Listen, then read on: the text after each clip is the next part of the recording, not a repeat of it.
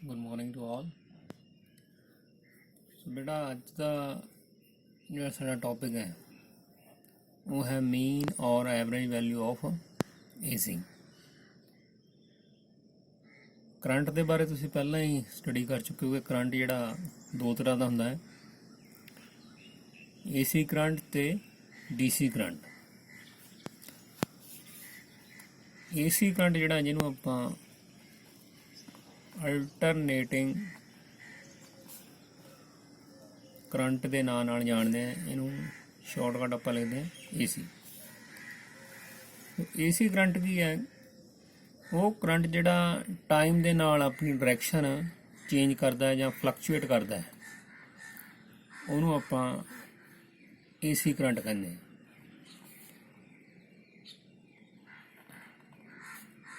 ਜੇਕਰ ਆਪਾਂ ਟਾਈਮ ਤੇ ਕਰੰਟ ਦੇ ਵਿਚਕਾਰ ਗ੍ਰਾਫ ਲਈਏ ਏਸੀ ਲਈ, current along Y axis and time along X axis, ਤਾਂ ਇਹਦੇ ਲਈ ਜਿਹੜਾ ਗ੍ਰਾਫ ਆਏਗਾ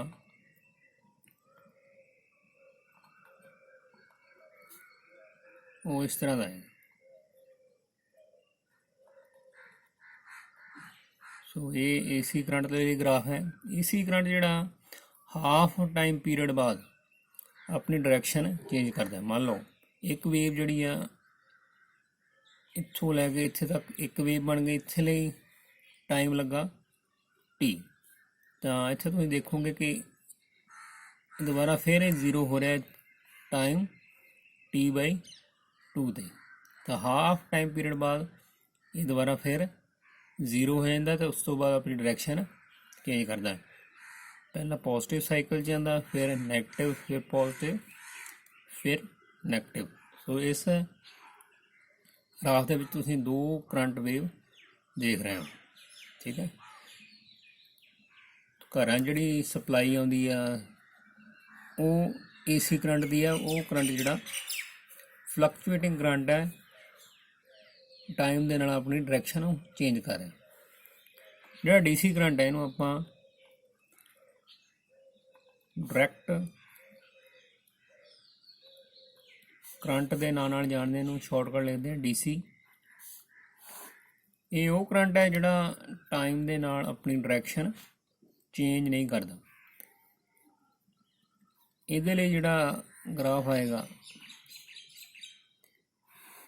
ਜੇ ਇੱਧਰ ਨੂੰ ਟਾਈਮ ਐਕਸਿਸ ਹੈ, ਇੱਧਰ ਕਰੰਟ ਲੈਂਦੇ ਆ, ਤਾਂ ਇਹ ਸਟ੍ਰੇਟ ਲਾਈਨ ਜਾਂਦਾ।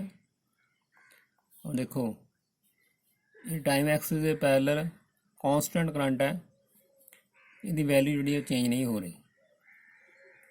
ਤਾਂ ਇੱਥੋਂ ਆਪਾਂ ਇਹ ਕਹਿ ਸਕਦੇ ਹਾਂ ਕਿ ਉਹ ਕਰੰਟ ਜਿਹੜਾ ਟਾਈਮ ਦੇ ਨਾਲ ਆਪਣੀ ਡਾਇਰੈਕਸ਼ਨ ਚੇਂਜ ਨਹੀਂ ਕਰਦਾ, ਹਮੇਸ਼ਾ ਸਟ੍ਰੇਟ ਲਾਈਨ ਜਾਂਦਾ, ਉਹਨੂੰ ਆਪਾਂ ਡੀਸੀ ਕਰੰਟ ਦੇ ਨਾਮ ਨਾਲ ਜਾਣਦੇ ਹਾਂ। ਬੈਟਰੀਜ਼ ਜਿਹੜੀਆਂ ਆਪਾਂ ਯੂਜ਼ ਕਰਦੇ, ਚਾਹੇ ਪ੍ਰਾਇਮਰੀ ਹੈ ਜਾਂ ਸੈਕੰਡਰੀ ਹੈ, ਉਹਦੇ ਵਿੱਚ ਜਿਹੜਾ ਕਰੰਟ ਉਹ ਡੀਸੀ ਕਰੰਟ ਹੁੰਦਾ। ਇਨਵਰਟਰ ਦਾ ਜਿਹੜਾ ਬੈਟਰਾ ਹੈ ਉਹਦੇ ਵਿੱਚ ਵੀ ਡੀਸੀ ਕਰੰਟ ਜਿਹੜਾ ਉਹ ਫਲੋ ਹੁੰਦਾ। ਸੋ ਅੱਜ ਜਿਹੜਾ ਆਪਾਂ ਟੌਪਿਕ ਕਰ ਰਹੇ ਹਾਂ ਉਹ ਮੀਨ ਔਰ average value of AC current ਦੇ ਨਾਲ ਰਿਲੇਟਡ ਟੌਪਿਕ ਹੈ। ਔਰ ਮੀਨ ਔਰ ਐਵਰੇਜ ਵੈਲਿਊ ਆਫ ਏਸੀ ਇਹ ਕੀ ਹੈ? ਮੰਨ ਲਓ ਏਸੀ ਕਰੰਟ ਨੇ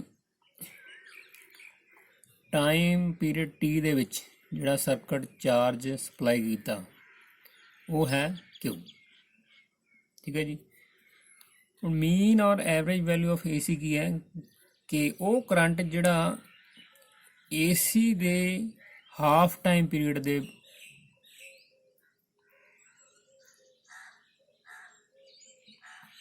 ਦੇ ਲਈ ਸੇਮ ਚਾਰਜ ਸਪਲਾਈ ਕਰੇ ਜੋ AC current time period T 'ਚ ਕਰ ਰਿਹਾ। ਤੇ ਮੀਨ ਔਰ ਐਵਰੇਜ ਵੈਲਿਊ ਆਫ ਏਸੀ ਕੀ ਹੈ ਕਿ ਟਾਈਮ ਪੀਰੀਅਡ t/2 ਹੈ, ਪਰ ਚਾਰਜ ਸੇਮ ਸਪਲਾਈ ਹੋ ਰਿਹਾ, ਦੈਟ ਇਜ਼ Q। ਤਾਂ ਇਹੋ ਜਿਹੜਾ ਕਰੰਟ ਹੈ ਉਹਨੂੰ ਆਪਾਂ ਮੀਨ ਔਰ ਐਵਰੇਜ ਵੈਲਿਊ ਆਫ ਏਸੀ ਕਹਿੰਦੇ ਹਾਂ। ਜੋ ਚਾਰਜ AC ਨੇ ਟਾਈਮ ਪੀਰੀਅਡ ਟੀ ਸਪਲਾਈ ਕੀਤਾ, ਠੀਕ ਹੈ, ਉਹੀ ਚਾਰਜ ਜਿਹੜਾ ਮੀਨ ਔਰ ਐਵਰੇਜ ਵੈਲਿਊ ਆਫ AC ਹੈ ਉਹ T/2 ਵਿੱਚ ਸਪਲਾਈ ਕਰੇ ਤਾਂ ਉਹ ਕਰੰਟ ਮੀਨ ਔਰ ਐਵਰੇਜ ਵੈਲਿਊ ਆਫ AC ਬਣ ਜਾਂਦਾ ਹੈ for time small t।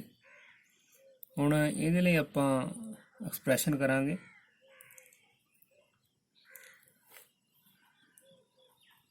The instantaneous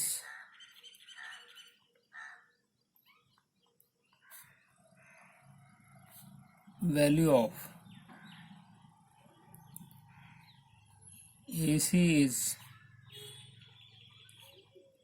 given by, ਇਹ ਆਪਾਂ ਚੈਪਟਰ ਦੇ ਸ਼ੁਰੂ 'ਚ ਜਿਹੜੇ ਤੁਹਾਨੂੰ ਨੋਟਸ ਪ੍ਰੋਵਾਈਡ ਕੀਤੇ ਆ ਉਹਦੇ ਵਿੱਚ ਆਪਾਂ ਇੱਕ ਇਕੁਏਸ਼ਨ ਲਿਖੀ ਸੀ I = I0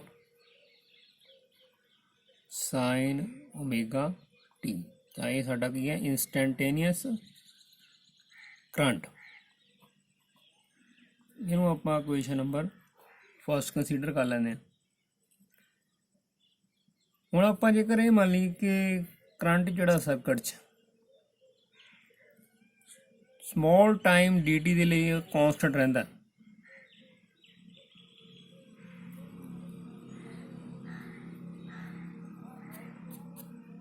ਤਾਂ ਬਾਈ definition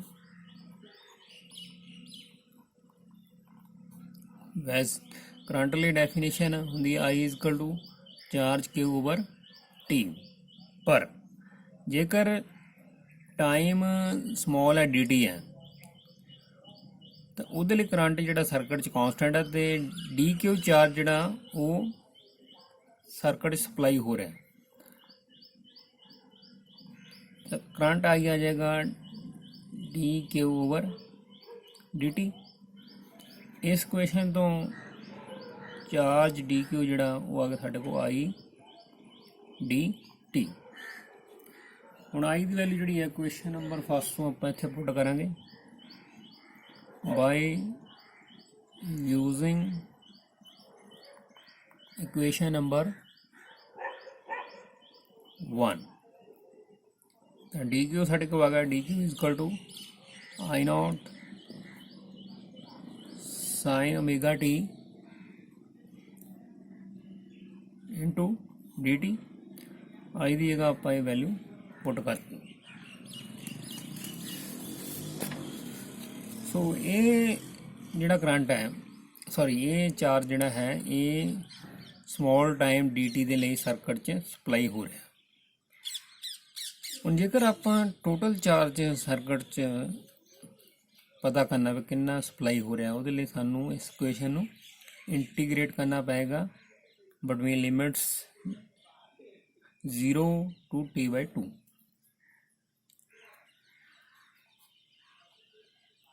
The amount of charge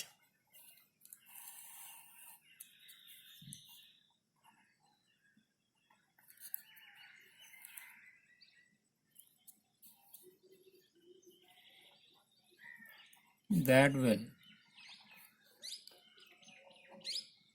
pass through the circuit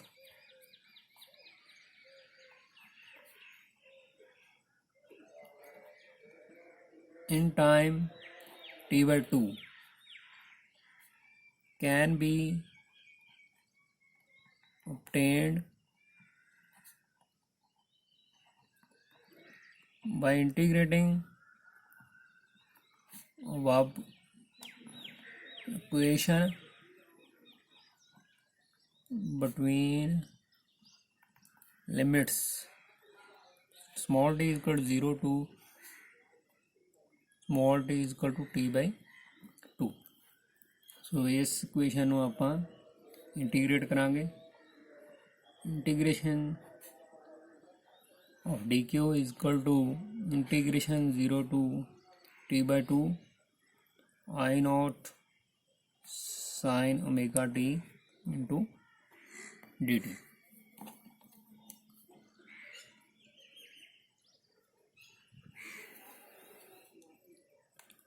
D Q का इंटीग्रेशन क्यू हो गया साढ़े को, this is equal to I naught,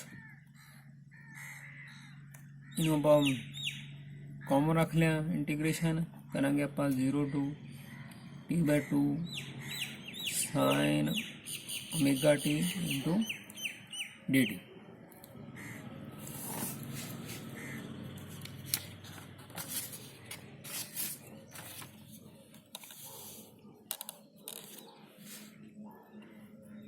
और इस तो बाद जी इक्वेशन आएगी, charge Q is equal to I naught integration of sine omega T, ये इंटीग्रेशन साढ़े को आएगा minus cos omega T over omega. So integration आप इत्थे पुट करांगे,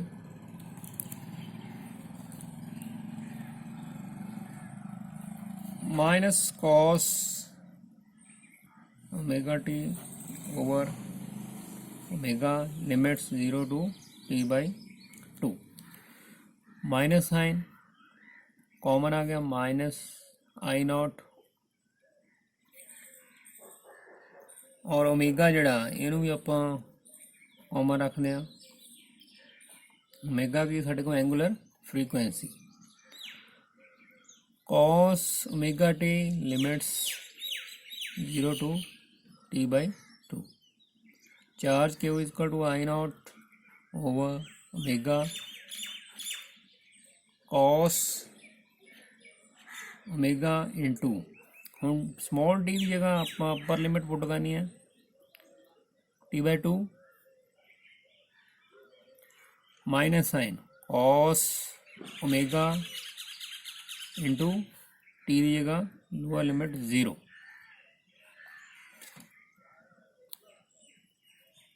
ऑल्सो ओमेगा जी एंगुलर फ्रीकुएंसी है इनकी 2π/t देखो, ये आप वैल्यू हम इतने पुट करेंगे, charge Q is equal to minus I naught over omega cos 2π/t into t/2 minus इधर कॉस ओमेगा इंटू 0 0 आ गया, टी ना टी कैंसिल हो गया, 2 ना 2 कैंसिल हो गया, charge Q is equal to minus I naught over omega cos pi minus cos 0 होंदा 1 minus I naught over omega cos pi की वैल्यू कॉस पाई जड़ा है -1 के इक्वल होंदा है, तो इत्थे आपां वैल्यू पुट की -1 -1।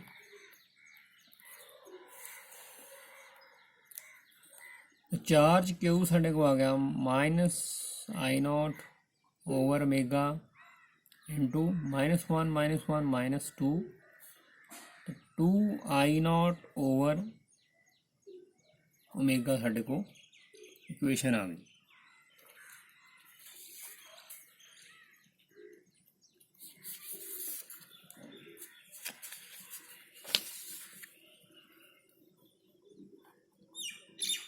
From definition of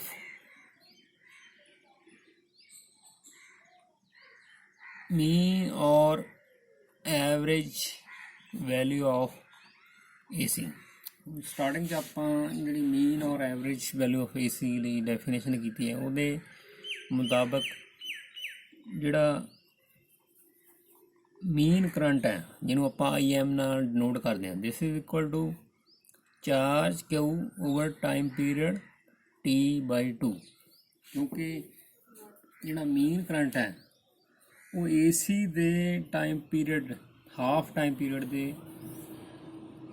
ਲਈ चार्ज जिहड़ा क्यू सप्लाई कर रहा है, इसलिए जिहड़ी करंट ਲਈ इक्वेशन आ गई IM is equal to charge over time period t/2। वैसे करंट ਲਈ ਜਿਹੜੀ equation I is equal to charge over time ਹੁੰਦੀ ਹੈ, ਪਰ ਇੱਥੇ ਟਾਈਮ ਪੀਰੀਅਡ T/2 ਹੈ, ਉਹਦੇ ਲਈ ਚਾਰਜ ਜਿਹੜਾ ਉਹ Q ਸਪਲਾਈ ਹੋ ਰਿਹਾ। ਚਾਰ ਸਾਡੇ ਕੋਲ ਆ ਗਿਆ Im ਇੰਟੂ T/2, ਇਹ ਕੁਐਸਚਨ ਨੰਬਰ ਸੈਕੰਡ, ਇਹਨੂੰ ਕੁਐਸਚਨ ਨੰਬਰ ਥਰਡ ਕੰਸੀਡਰ ਕਰ ਲਓ। ਕੰਪੇਅਰਿੰਗ equations number second and third।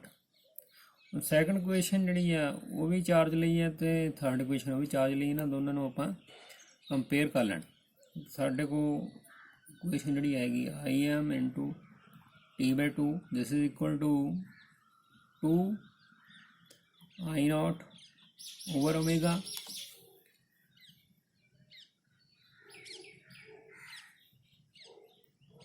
Im into T/2 is equal to 2I0 और ओमेगा की वैल्यू पुट करेंगे 2/T, 2 ਨਾਲ 2 cancel, Im into T/2 this is equal two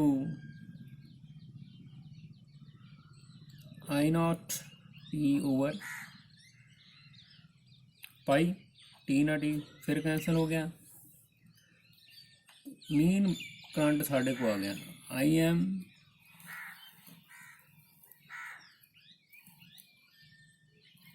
is equal to 2I0 over pi, या इन्हू लिख सकते हैं Im is equal to 0.636 I0। ਤਾਂ ਇਹ ਸਾਡੇ ਕੋਲ ਮੀਨ ਔਰ ਐਵਰੇਜ ਵੈਲਿਊ ਆਫ AC ਲਈ ਇਕੁਏਸ਼ਨ ਆ ਗਈ। Im is equal to 0.636 into I0।